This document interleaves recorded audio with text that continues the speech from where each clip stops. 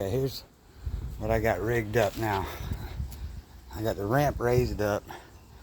I'm jacking this thing up out of the water on these corners so I can get the floaties back up under it. At the same time, I'm pulling this up, this corner, so I can get them under there also.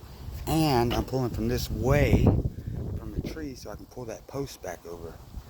Having to counter anchor everything so it doesn't pull the railing over.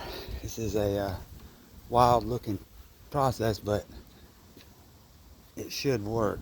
I don't know if everybody can tell what I'm doing. This has definitely been a nightmare. I got to come along, pulling the ramp up.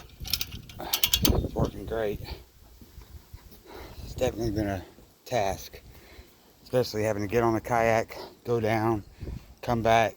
I'm not walking on the ramp like that, so we'll see what happens. I'm about to go back out and try to seesaw this dock now from the other side and see if I can get it up enough to get these floats up under it. Alright, y'all, tell me what you think. Comment below. Tell me if this ain't a wild looking process here. Alright.